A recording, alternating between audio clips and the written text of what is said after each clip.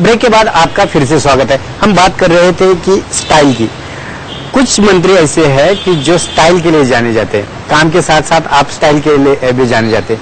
कैसे स्टाइल आ गई? एक तो आप ऐसे क्लास से आए थे कि जिनको आवाज भी नहीं थी, आवाज तो दे दी आपने, आप खुद एक आवाज बने, लेकिन एक स्टाइल में रहते हैं आप। वो स्टाइल कहाँ से सीखी? देखो, दो प्रकार है इसमें। एक प्रकार तो ऐसा है कि डॉक्टर बाबा साहब आम्बेडकर जी ने कहा था कि आप पढ़िए, जो पढ़ेगा वो शेर जैसी आवाज निकालना शुरू करेगा, यानी कर सकेगा, उसमें क्षमता आएगी। तो वो ताकत उसमें से मुझे प्राप्त हुई।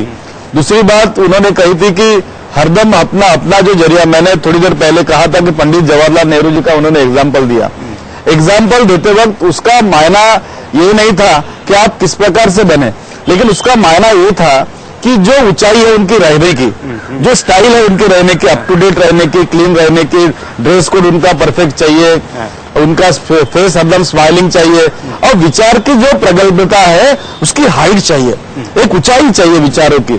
तो ये उसके पीछे उनको निर्देश था उनका कि आप अपने विचारों को इस कदर ऊंचाई पर रखो कि नीचे देखने की आपको आवश्यकता नहीं पड़े। और ये संदेश मैं बाबा साहब का समझकर उस दिशा में काम कर रहा हूं। मैंने कभी मेरे जीवन में और काम करते वक्त उच्च नीच जात पात कोई बात को साथ में नहीं रखा। तो जो चीज मुझे प्राप्त हो रही उसमें मैं अपना मेरिट कैसे प्राप्त कर सकूं, तो मैंने खुद की पर्सनालिटी को ढालते वक्त उसी ढंग से विचार किया कि मेरा ड्रेस कोड, मेरी बातचीत का ढंग, और उसमें विनम्रता कैसे रहेगी, जहां जरूरत पड़ेगी वहां गुस्सा भी नहीं करता हूं, ऐसी बात नहीं है। मैं अधिकारियों को डांटता भी हूं तो प्यार भी उतना ही अच्छे से करता हूं और करता है। वही कार्यकर्ता के साथ भी मेरा रवैया है। मैंने किसी को दुखाने की कोशिश कभी जिंदगी में की नहीं, ना करता हो। तो हरदम चाहे मेरे पार्टी का हो या मेरे पार्टी का नहीं हो, मैं एक बार बता दूं, एक बार मैं नया एमएलए बन गया था, और एमएलए बनने के बाद मुझसे जो मुख्य प्रचारक होते अपने आरएसएस के संघ के, एक का फोन आया मेरे करीब के कार्यकर्ता का कि संघ के मुख्य प्रचारक आपको मिलना चाहते हैं। तो मैंने कहा कि ठीक है, मुझे कोई इतराज नहीं, आने दो, क्योंकि मेरा घर सबके लिए खुला है। और उन्होंने सुबह 7 बजे मेरे घर में प्रवेश किया। मैंने रात को 12 बजे के करीब मुझे फोन आई थी, और मैंने रात को ही तैयारी की कि मुझे क्या करना है। वे आए, उनका मैंने स्वागत किया, उनको बिठाला, मेरे परिवारजनों से मिलाया, उनको पानी दी, चाय दिया, नाश्ता दिया, और जाते वक्त मैंने उनके पांव तो छुए, क्योंकि वो बुजुर्ग थे, तकरीबन 70-80 साल के लोग थे वो 2-3, तो उनके पैर भी छुए, आशीर्वाद लिया, और उनको शाल और श्रीफल देकर उनका स्वागत किया विनम्रता के साथ। वो इतने प्रसन्न हुए कि उन्होंने कहा कि हमारे भारतीय जनता पार्टी में तो ऐसा होता नहीं कभी, और आप कांग्रेस में रहकर ऐसा क्यों करने लग गए। तो मैंने कहा कि ये संस्कृति का प्रश्न है, ये मेरी संस्कृति की देन है, इसलिए मैं ये सब कर सका हूं। तो ये चीजें जो है मुझे आगे लेके जा रही है। आप जहां से चुनकर आते हैं, नागपुर से, जो आरएसएस का हेडक्वार्टर है, कांग्रेस के बड़े बड़े दिग्गज नेता है नागपुर में है, बहुत सारे लोग आपको दबाने की कोशिश करते हैं। ऐसे में आप चुनकर आते हैं, सालों साल चुनकर आते हैं, ये कैसे हो पाए, आप कर पाए? देखिए, मेरा मतदार संघ तो कभी कांग्रेस का मतदार संघ रहा ही नहीं। वो मतदार संघ सच में देखा जाए तो रिपब्लिकन पार्टी का, जिसको बाले किला कहते हैं, स्ट्रांग होल्ड बोलते हैं, वो रहा है। लेकिन बीच के पीरियड में भारतीय जनता पार्टी ने उस पर चुनकर वो आई थी, और कांग्रेस भी एक बार चुनकर आई थी। लेकिन 3 बार लगातार चुनकर आने का अभी तक के कभी हुआ नहीं। वो पहली बारी मैं कर पाया हूं, और मुझे उस बात का फख्र है कि लोगों ने मुझे एक बाबा साहब आम्बेडकर जी का कार्यकर्ता, शिष्य मानकर मुझे चुनकर दिया। मैं आपको बता दूं, मैंने कभी मेरे जिंदगी में बाबा साहब के विचारों की प्रताड़ना की नहीं है। मैं जब पहली बार मंत्री बना तो मेरा शपथ विधि भी तथागत भगवान गौतम बुद्ध को स्मरण में रखते हुए लिया गया, और जय भीम के नारों के बीच में लिया गया।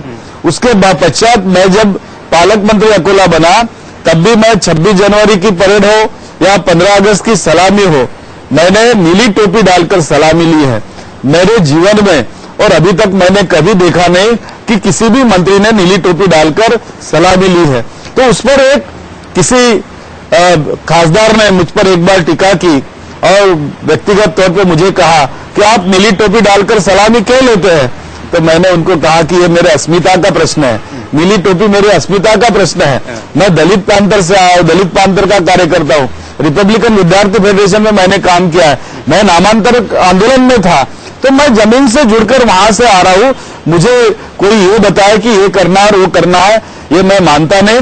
कांग्रेस हाईकमांड ने कभी भी ये बातें किसी पे लादी नहीं है कि इस प्रकार से व्यवहार करो। कांग्रेस हाईकमांड का कहना यही है और कांग्रेस का बृहद वाक्य है कि धर्मनिरपेक्षता के सूत्रों को ध्यान में रखते हुए हमने सर्वधर्म समभावक भूमिका रखनी चाहिए और विचारों को अपने उत्तर प्रगल्भता के साथ प्रस्तुत करना चाहिए। वो काम मैं करता हूं। मैं कांग्रेस का एक कार्यकर्ता हूं। मेरी जवाबदारी है कि कांग्रेस का संगठन बढ़े, कांग्रेस के विचारों को मैं आगे लाऊं और कांग्रेस पार्टी को मजबूत करने की भूमिका निभाऊं, और वो मैं निभाते आ रहा हूं। लेकिन कांग्रेस में हमेशा अगर कांग्रेस का नेता या मंत्री अगर सामने छवि आती है तो गांधी टोपी, बहुत लोगों ने दबाने की कोशिश की। आपको ऐसा नहीं किया कि ये गलत है पार्टी के अंदर? नहीं, ऐसा होता है क्योंकि ये विचारों की तफावत है। देखो, व्यक्तिगत विचार किसके क्या है उसके बारे में मुझे कहना नहीं है। ऐसा नहीं है कि सफेद टोपी डाली नहीं जाती। सफेद टोपी कांग्रेस पार्टी में डाली जाती है और वो पहचान भी है कांग्रेस पार्टी की, लेकिन ऐसा कहीं पर भी ये नहीं कहा गया कि आप नीली टोपी नहीं डाल सकते हैं। नीली टोपी अगर डालने के लिए मनाही होती तो शायद मुझे भी मनाही की गई होती, लेकिन वैसा कहीं कुछ नहीं है। और मैं तो ये चीज मानता हूं कि स्वाभाविकता से और अपने अंदर के दिल को देखकर, दिल अपना क्या कह रहा है, अपनी मानसिकता क्या कह रही है, और अपन गलत कर रहे कि सही कर रहे, हमने पहले अपने अंतरात्मा आत्मा को पूछना चाहिए कि मैं अगर सही हूं तो सही राह पर हूं तो कोई अपना बाल बाका नहीं कर सकता, और मैं गलत राह पे हूं तो कभी भी अपनी विकेट जा सकती है। तो मैंने जो भी किया है वो कांग्रेस पार्टी के हित में किया है, कांग्रेस पार्टी के खिलाफ नहीं किया है। इसलिए कांग्रेस हाईकमांड ने मुझे कैबिनेट मंत्री तुरंत बनाकर आज वो दर्जा दिया है और मैं उसको पूरा कर रहा हूं। राजनीति में हमेशा अप एंड डाउन होते हैं। अप होने के बाद अलग अलग लोगों की आपके पास भीड़ लगती है, लोगों का नजरिया बदलता है। जब डाउन होते तो लोग दूर हो जाते। ऐसे कंडीशन में आप अपने आप को कैसे संभाल पाते हैं? देखिए, वैसे देखा जाए तो मैं एक एमएलए करके और कांग्रेस का एमएलए करके श्रामनेर बना हूं। मैंने श्रामनेर तथागत भगवान बुद्ध को मैं मानता हूं, मैं बुद्धिस्ट हूं खुद, और बुद्ध गया मुक्ति आंदोलन जो हुआ पिछले दशक में, उसमें मैं ऑल इंडिया का जनरल सेक्रेटरी भी रहा, और वो आंदोलन को मैंने पूरे देश के अंदर चलाया है। बदन तारेश, नागार्जुन इनके मार्गदर्शन में, तो सुरेश ससाई जी के मार्गदर्शन में, इसलिए मुझे उसके बारे में जानकारी है।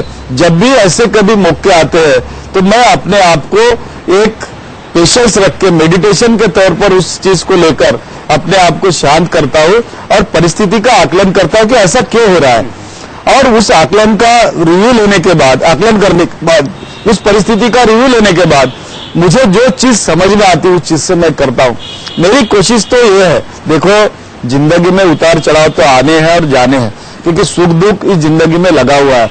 उसी प्रकार से आज आपके पास जो पुराने लोग हैं वो आपको छोड़कर जाएंगे, नए लोग आएंगे। अगर पुराने छोड़ेंगे नहीं तो नए आएंगे कहां से? तो नई भर्ती को भी दिशा देनी पड़ती है। तो कुछ लोगों को आगे करना पड़ता, कुछ को पीछे करना पड़ता, तो कुछ लोग बैक स्टैबिंग भी करते हैं।